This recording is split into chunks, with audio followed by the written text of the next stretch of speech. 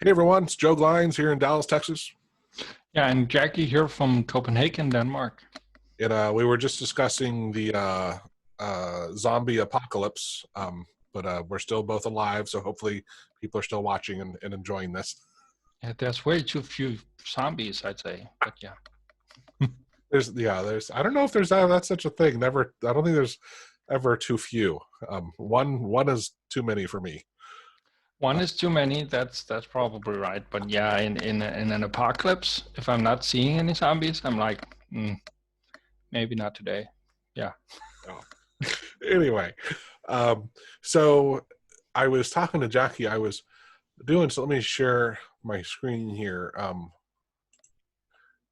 And just I was working on something. I forget what it was, but it popped in my mind that this, which we've touched on before, the webinar where we talk about learning like AutoHotkey or anything in 20 hours. This hierarchy of competence, and that look, there's a lot of people break it down into 4 sections. There's the unconscious incompetence, so you don't even know that you're not even doing something wrong, right? Like you just have no clue what you're doing. Then there's conscious incompetence, where I start having a clue that I'm screwing up, but I really don't know what I'm doing about it.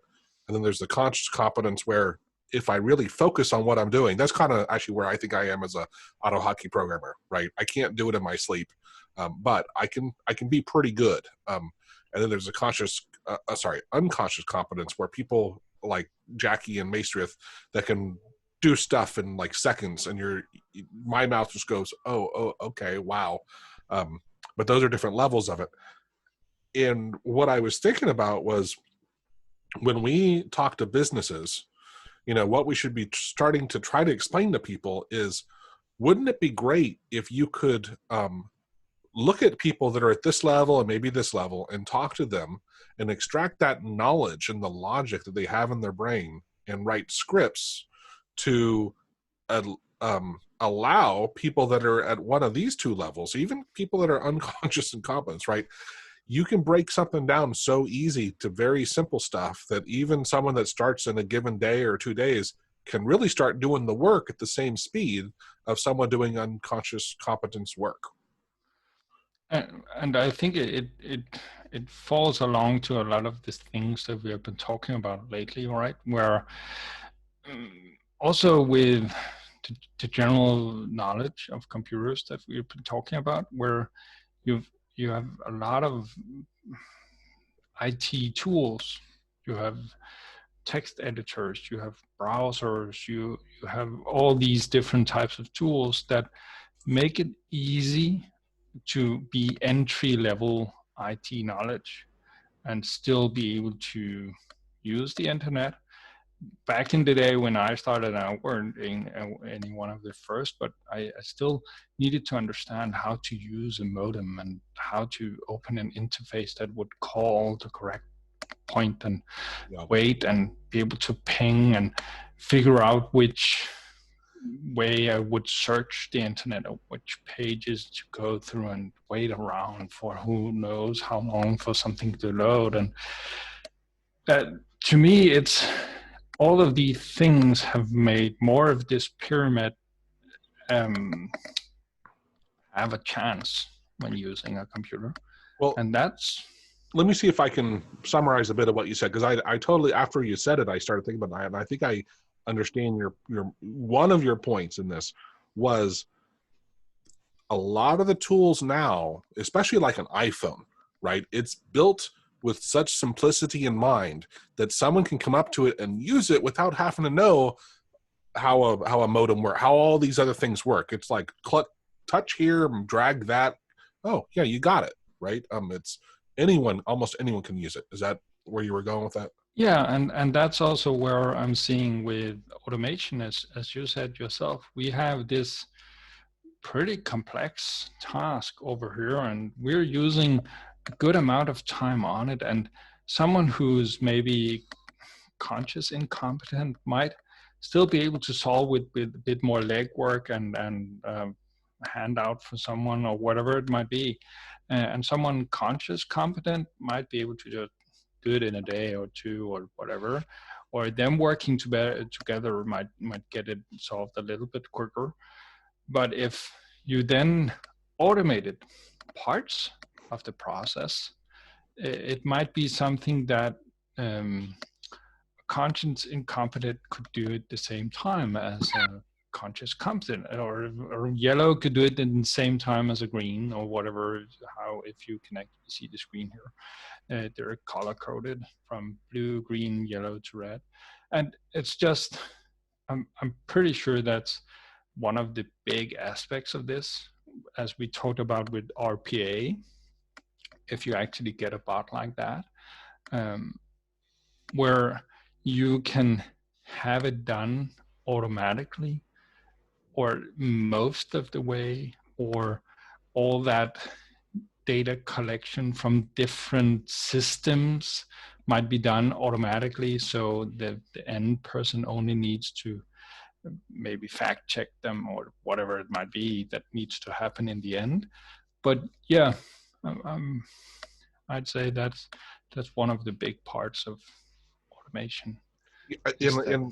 And the other thing, which I think it's pretty obvious, but the speed at each of these for workers, right, is greatly different. These guys are so much faster at what they're doing compared to someone who's, obviously these people, you don't even want them working, right? They're actually costing you work, they're costing you money instead of helping you. But everywhere in here, in the more this is where you could get into of understanding, hey, you know what, this is why when you start doing your speed testing stuff is of how much money can I save by adopting RPA type things. Now this is where it gets a little more complex, right? Because if you're not doing desktop RPA and you're doing more of a truly an end-to-end solution that doesn't have any, what is it called, assisted RPA, you might greatly outperform an unconscious competent person, right? Because you can fully automate everything and scale it by 100 things, and it's just done lightning fast. But if that's not the case, and you're still required to have a human kind of little interact with it, you probably can get it pretty darn close to the speed at what these people are doing. And then it's just some simple math, right, of figuring out, well, how much programming is going to take to get me there? What are these guys costing me? Can I really get them, at that same speed? And just doing some multiplication to figure out what, is it worth doing? But it to me, it can really be worth it, even if you have today where yellow conscious incompetent might with help be able to solve whatever task it is within a week. Mm-hmm. But an unconscious incompetent person might not even be able to solve it. Where if you then create the correct tool or automation of the harder parts of the process or whatever it might be, you might be able to even move an unconscious incompetent person to a conscious competence level or speed. So you can even utilize workforce or whatever you'd call that you couldn't before. And to me, that I don't know enough about Amazon's different worker environments, but when hearing about some of this pace that are in these packing centers at Amazon and stuff, where they're pretty much taking people in from the street, because the only thing you need to do is you need to pick an item, and if it's a salt shaker, you can probably find it, and place it on a cart. Let's say that's the thing you need to do. Systems. Yeah. And by implementing stuff like, now you don't need to move around in the storage facility, because the items actually come to your standing place or whatever you would call it. And recently, from what I've heard, the item that you need to select is even lit up. So two things: you don't need to move around on a big storage space, and you no longer need to actually locate item. You only need to move your hand to the lit up place and place it in the cart. So now the competence level of the person there doesn't even need to recognize a salt shaker, Right. just to continue or speak the thing. English or whatever language for that matter. Exactly. Right? It's just, So, yeah, yeah. it's brilliant. So even the most hungover, dumb person in the world could probably still function and do the job. Yeah. And the only bad downsides to what I've heard about it is that means that because I don't know if it's AI systems, but at least there's some automated systems keeping track of people's performance that is now maybe twisting the needed speed a little too high, because a competent person can do that really, really quickly. So an unconscious, incompetent person would have a really, really hard time of keeping up, perhaps. And that becomes a thing like an elite item picker, right? Because the pace becomes so high that to really compete, you need to perform at your max every day. And if it's a bodily movement you need to do, you can probably be run down pretty quickly. Mm-hmm.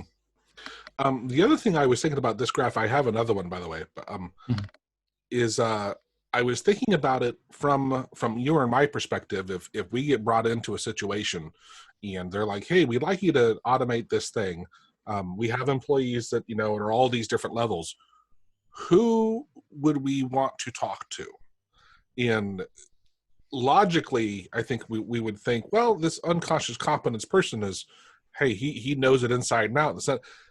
At the same time, I'm a little hesitant to say I would want someone kind of like in between the two, right? Because some of these people, they know it so well, they might not even understand, like they no longer even think about it. They'd have to, it's not obvious to them because it's ingrained in them. Does that make sense?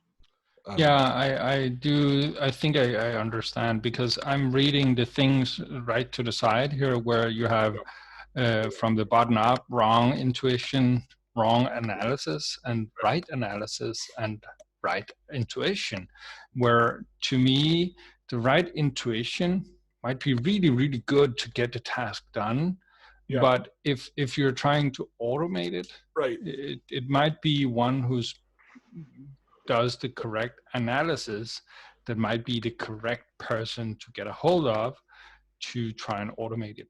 Because I've had at least colleagues that do something so often and they just do it. Right. They do it so quickly that when I come in and say, oh, but what do you really do here?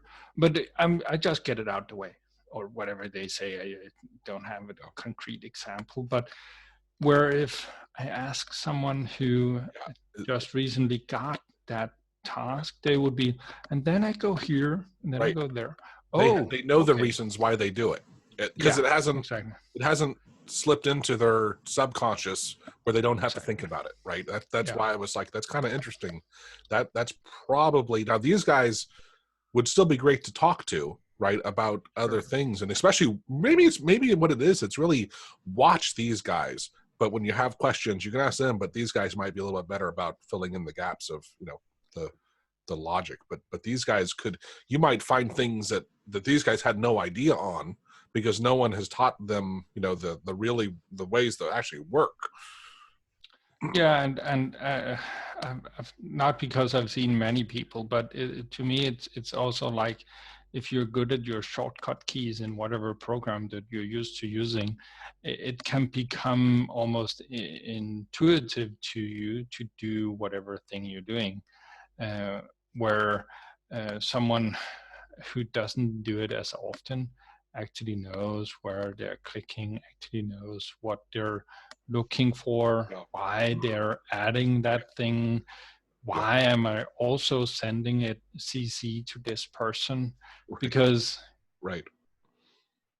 it's an out-of-state thing, and with that case I have to do this. But that's not written down anywhere. But also with what you just said, it reminded me, because I'll be doing something with my business partner, and I won't be at the computer, and I'll be like, oh, just do that. He's like, what was the key combo? And I'm like, I have to sit at the computer. I have to do it. I can't tell you what it is. I don't know. I just know my hand does it. And I'm like, oh, that was it. I know it. My body knows it. I just don't have it up in my head of what I'm actually doing. I've 2 times in my life I've forgotten my PIN code for my credit card. Both times after a long night out, and both times because I got to an ATM where the number board was shifted. And because I get it. I understand. Yeah. Was in a pretty bad state, probably, or I just killed too many brain cells or whatever I did, because I no longer actually muscle memory. Remembered the numbers, or I might have remembered the numbers, but as soon as I clicked the numbers and it told me they were wrong, I consciously thought, what are the numbers? Yeah. And then because I couldn't see it on the board, being at the right place, I was so That's hilarious. And well, if you like, you can tell me your numbers right now and I'll write them down for you. So. Yeah, sure.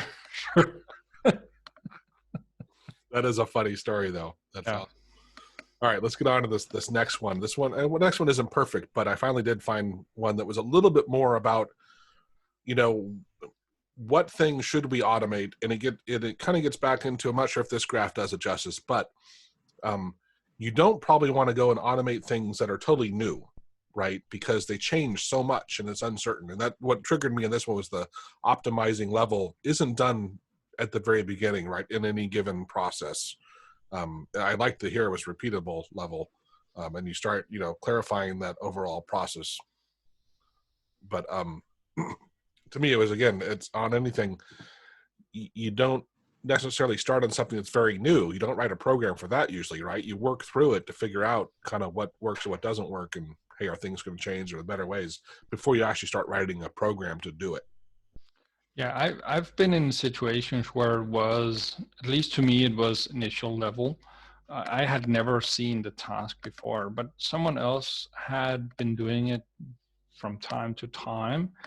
And when then asking them and analyzing questions to see if it was automatable, they were too maybe vague, or they hadn't really narrowed it down to being a specific thing they did. It still was, even to them, too early of a stage where they hadn't gotten to a place where they knew exactly what the variables were. Right. So by definition, it was a bit too early to try and automate it for me, because I didn't know enough of the. And I think your point gets back to, when people are new to a process, they're in this level somewhere, and so they can't tell you because they just don't know. They're working through it. Yeah, that's a good point. Awesome. Well, hopefully that was an interesting discussion. Do we have anything else we can talk about it with? No, not right now. I think one is just to, as with all the stuff, is start, talking to people, writing it down, clarify your processes as best you can. But it's just a fun way to think about it, of understanding who you might want to talk to and how it affects what they're going to know. Yeah, absolutely. All right. It was a good chat. Yeah, was. Talk to you soon. Absolutely. Bye. Yeah.